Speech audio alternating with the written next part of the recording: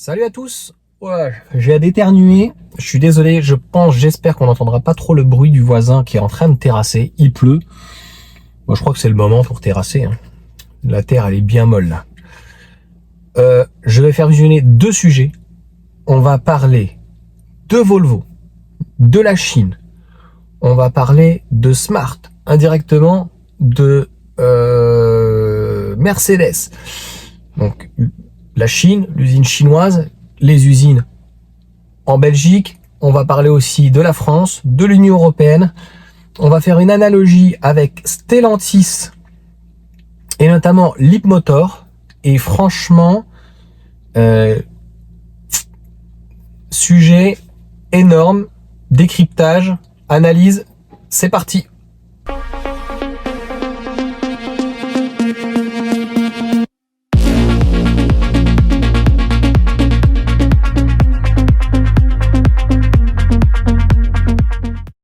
Alors au départ, donc je voulais parler de Volvo et ça tombe bien parce que hier j'ai eu la discussion donc avec Valérie. Donc s'il voit la vidéo, il saura donc de quoi on parle. Je parlais, il me dit il est vraiment beau le X30. Donc j'ai David pour le coup qui est en Île-de-France, donc qui l'a normalement acheté. La seule chose que j'ai aimé sur ce véhicule, c'est la première finition. Donc très bien en LFP, très bien le moteur, très bien propulsion, moins haut que le Smart #1, même type de véhicule. Par contre à l'intérieur on est chez Mercedes, chez Volvo on est chez Volvo, alors avec un intérieur Volvo à la mayonnaise Tesla Fisker, donc dépouillé. Moi j'aime bien. Seul truc que je vous ai dit, c'est j'aimais toujours un avis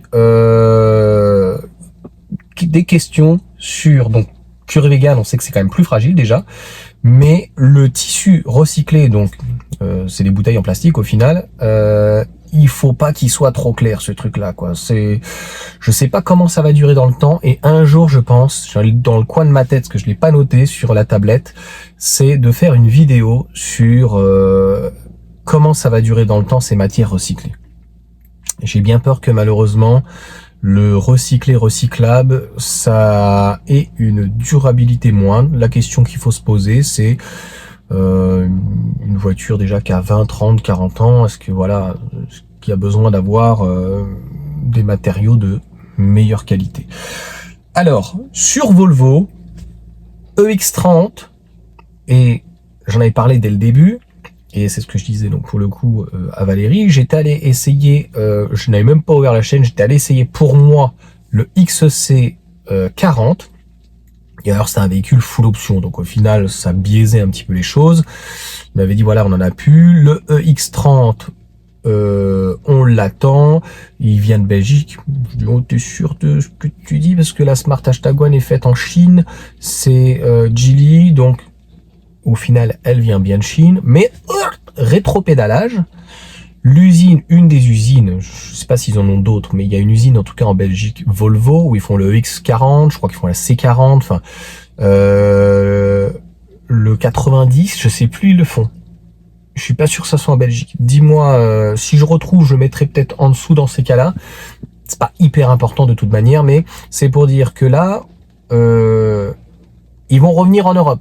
Donc tu vois bien que les rapports de force, et il va y avoir des augmentations de frais de douane.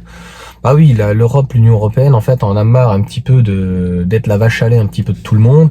Et le libre-échange, c'est gentil, mais si les Chinois veulent travailler avec nous, eh ben, ça va pas être que à leurs conditions. Parce que je peux te dire que les acheteurs, on a pas mal d'amis, etc., qui travaillent chez Renault ou des fois à PSA ou d'autres ou quoi. Et les plus difficiles, c'est les Chinois. Il paraît qu'ils ont même pas de parole. C'est-à-dire que même quand c'est écrit, ils respectent même pas les quantités, les machins. Donc c'est même plus dur. Ils sont particuliers. Donc, ça se resserre un peu les frais de douane pour les Chinois. De l'autre côté, avec le bonus qui va, j'ai fait une vidéo dessus, l'Audi, si t'es pas en dessous de 47 000 et que t'as plus le bonus et que t'es pas éligible au bonus en France, pas de bonus, pas de vente, pas de bras, pas de chocolat, c'est comme ça, c'est comme ça, c'est niette. On parle pas, je te parle pas de l'Europe, je ne te parle pas de l'Espagne, je ne te parle pas de la Belgique ou quoi que ce soit. En France, si t'as pas le bonus, Les gens iront à la concurrence. Le mec qui est chez Audi, à un moment donné, il voit le Q4, 52 000, et ben il part à le QB ou il prend X1. Je pense qu'on est d'accord là-dessus. Donc, il faut bien comprendre que ils vont le faire. Je savais qu'ils allaient le faire Volvo, parce que sinon ils allaient tuer le marché, parce que c'est la France pour le moment qui commence. Mais les autres pays européens vont suivre, t'inquiète pas, on va faire du protectionnisme comme les Américains. À un moment donné, il faut arrêter un petit peu les conneries. Moi, je trouve que c'est plutôt bien, et puis ça les incite à faire chez nous, c'est plutôt bien. Un petit peu de patriotisme, ça va pas nous tuer. Clairement, une chaîne de montage, ça ne se change pas en 2 minutes. Donc, c'est Automobile Propre qu'en parle. J'ai lu un autre article sur Caradisiac et puis d'autres articles. Donc, je te fais une fusion vraiment de tout. Ça sera pour 2025, tu vois, pas avant. Donc, il y a une ligne de montage. Il faut qu'elle vive pendant 2-3 ans. Et cette ligne de montage va continuer certainement peut-être pour les Chinois ou ailleurs. Mais pour l'Europe, pas que la France, ça sera assemblé sur ce EX30 qu'ils attendent énormément dessus. Et ben, ça sera monté donc dans l'usine Volvo historique, une usine Volvo historique du avant Geely, pour monter ce EX30 il est pile poil, ce EX30, il correspond parfaitement, il est taillé au marché français européen. Grossièrement 4,30 m à 3 cm près, même comme le hashtag 3 qui fait 4,40 m, mais 4,30 m. Je sais pas s'il a la banquette rabattable, inclinable, etc. comme l'hashtag One. 275 chevaux, un monstre, propulsion, près de 6 secondes à 40 000 €. Alors la première version est à 37 et des bananes. On attend l'hashtag One d'ailleurs avec une autre version d'entrée de gamme qui passerait de 40 à 35 000. Donc a priori batterie LFP avec une batterie un peu plus faible. Et pourquoi je parle donc de Smart? Eh ben, est-ce que comme 50% c'est détenu à Geely, est-ce que l'hashtag One ne va pas être aussi produite en Belgique, ou est-ce que Mercedes va dire vous avez plus la place ou la ligne de production est pleine pour votre Volvo, voilà, on le fait en Allemagne. Ils ont beaucoup d'usines, hein. On parle souvent de Tesla, de leurs usines, il y en a 5 je crois, Renault je crois en a une vingtaine, Mercedes doit en avoir aussi peut-être pas 20 quand même, hein, une bonne dizaine, et ils en ont en Allemagne, dans les pays de l'Est. T'inquiète pas, en veux-tu, en voilà. Donc moi je trouve qu'en tout cas, je suis très optimiste, je suis très content de savoir que il y aura des opportunités avant la fin de l'année pour ceux donc, qui auront le bonus, et puis pendant jusqu'en 2024, voire une partie de 2025, elle aura plus de bonus, mais elle va retrouver le bonus. La seule interrogation que j'ai dans ce sujet, c'est comme la Tesla qui est passée à l'époque de 47 puis 45, et donc elle est passée de 45 en Chine à 46 à Berlin. Est-ce qu'il y aura un changement de prix du véhicule à la hausse, du fait que le véhicule est fait dans une usine européenne, en Belgique en l'occurrence? Donc, fin de sujet ici. Donc tu vois que les rapports chinois, européens, français, européens, quoi que ce soit, sont plutôt bons, et il n'y aura pas, comme certains le pensent, des représailles ou quoi. L'Union européenne va augmenter ses frais de douane, les Chinois vont s'installer. Tu vois, le français n'est pas aussi méchant que tu penses. Il demande juste que ça soit créé en fait en Union européenne, mais comme ils pouvaient pas le faire, ils ont un peu essuyé les plâtres. Si l'usine est en Belgique, a priori ça passera le bonus pour les Français, et ça profitera à nos amis belges, et franchement c'est très bien. Là-dessus j'aime l'Europe, hein, avec Airbus c'est très bien. Et de l'autre côté, qu'est-ce qu'on voit? Stellantis devient actionnaire de Leapmotor et va vendre ses voitures chinoises en Europe. Alors pourquoi c'est important? C'est pourquoi la France, comme je vous l'ai dit, c'est que la France est très peu liée finalement à essayer de pénétrer le marché chinois, ça ne marche pas. Donc en Europe, qui arrive à pénétrer le marché européen? Essentiellement les Européens. Les Américains n'ont jamais réellement pu pénétrer le marché, il n'y a réellement que Ford. Les Coréens l'ont fait un petit peu. On va considérer que les Anglais aujourd'hui sont encore en Europe. Et puis ça s'arrête là. Donc Tesla fait une pénétration sur le marché automobile européen exponentielle. Et les Chinois avec MG ont commencé à faire très mal. C'est pour ça que le bonus finalement essaye de protéger un petit peu, sauf qu'il peut. Et les Chinois, c'est vrai, draguent énormément notre marché. C'est une bonne chose. On voit bien que ça permet en fait à nos constructeurs européens de quand même de faire des efforts sur les prix. Eux qui ont souvent exploité donc tous les niveaux, hein, les matières premières, les hommes, les femmes, etc. La matière humaine en tout cas à ce niveau-là. Vraiment pour schématiser, les constructeurs, et c'est la même chose pour toutes les sociétés pratiquement du CAC 40, pratiquement pas toutes, hein. Même pour Airbus c'est compliqué. Les constructeurs européens, mis à part pratiquement que Volkswagen, qui arrive un petit peu à pénétrer le marché chinois, qui a pas mal de conjointures, etc. avec des marques chinoises.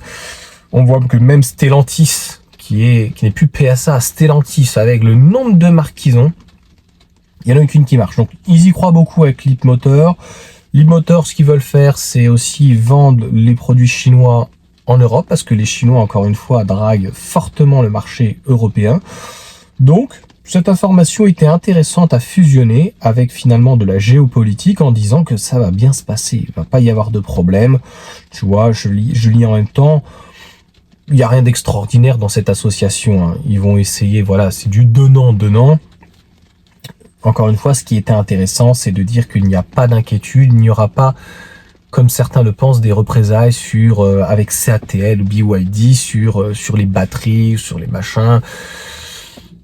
Ça va bien se passer, c'est plutôt positif, c'est plutôt sain. Tout ceci est vraiment sain. Si les constructeurs chinois, et j'ai prévu peut-être un jour de faire une vidéo là-dessus, mais elle sera assez courte, les constructeurs chinois auront deux solutions. Soit c'est de baisser leur prix ou de venir en Europe, ou de partir. Ça va être aussi simple, et je pense que l'Union européenne là-dessus, et surtout la France, est en train de commencer en disant, écoutez, c'est ça ou c'est pas autrement.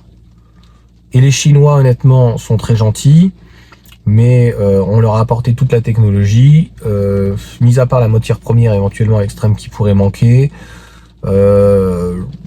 Voilà, la technologie quand même est présente. Le problème, encore une fois, de nos constructeurs européens, c'est qu'ils sont le cul entre trois chaises, voire cinq. Hein, Renault fait encore de l'essence, du GPL, du diesel, de l'électrique, de l'hybride rechargeable. Le jour où il y aura plus que de l'électrique, que des constructeurs comme Stellantis vont te faire que ça, que Renault va te faire que ça avec Nissan, Mitsubishi, que les Allemands, que Volkswagen va arrêter de te faire 10 000 moteurs en passant du 3 cylindres au V12, tout ceci va être simplifié. Tu auras une architecture comme Stellantis là avec 3-4 formats de taille de châssis et traction, propulsion, 4 roues motrices. Ça va non pas révolutionner, ça va simplifier la chaîne de montage et ça sera très bien, encore une fois, aussi pour le consommateur. Donc on ne peut en tout cas que féliciter là-dessus la France et l'Union européenne de vouloir imposer notre manière de faire aux Chinois. Et encore une fois, ils n'auront pas d'autre choix s'ils veulent survivre sur le marché européen. C'est la guerre économique en Europe. C'est soit baisser tes prix, soit tu baisses ta culotte, soit tu remontes ton froc et tu t'en vas. C'est très dur, hein, ce marché, c'est la guerre des prix. Tu as bien vu. J'espère en tout cas avoir été assez clair donc sur ce sujet. Et l'information vraiment la plus importante donc pour conclure, c'est que le EX30, ils l'ont dit que ce serait le porte-étendard de chez Volvo et de Geely. Et je trouve que pour le moment, c'est l'une des plus belles marques chinoises actuellement. Vous me parlez beaucoup, on parle beaucoup de BYD, on en voit pour le moment très peu, on n'en voit rien. Je vois une Atto 3 de temps en temps par-ci par-là. MG qui est très bien implanté, mais on ne parle que de la MG4. Donc j'aimerais bien que MG nous fasse d'autres véhicules. Mais là, Geely, il y a le X30, il y a avec Mercedes, la hashtag One, la numéro 3, la hashtag 3 là, qui est vraiment très bien, je trouve. Hein. Tout le monde en dit vraiment que du bien. Je trouve qu'elle est encore mieux placée Elle a vraiment un style typique à elle, chinois un peu à l'extérieur, si on peut dire, intérieur Mercedes, etc. Et puis même Lotus, qui est certes élitiste, mais qui pourrait peut-être devenir le prochain Porsche. Parce que quand tu vois toutes les concessions qu'ils ont, ils sont à des endroits stratégiques et ils ont limite plus de mains de concessions que chez Tesla. Pas tout à fait quand même, hein. Je m'enflamme un petit peu, mais c'est d'ailleurs dommage qu'il n'y ait pas eu cette entente, pas fusion mais entente en tout cas avec Renault, avec Alpine et donc pour le coup Lotus. C'est la seule chose. Sur ce, bonne journée, à bientôt et encore une fois, il n'y a pas à avoir d'inquiétude. Le marché européen est finalement le marché en termes commercial l'un des pratiquement plus libres. Donc vraiment, il n'y a pas d'inquiétude à avoir. C'est plutôt sain. Faut voir ce qui se passe ailleurs. Des fois, les dessous de main, les magouilles, etc. C'est la guerre aussi, mais pas économique. C'est la mafia. J'en dirai pas plus. Allez, ciao.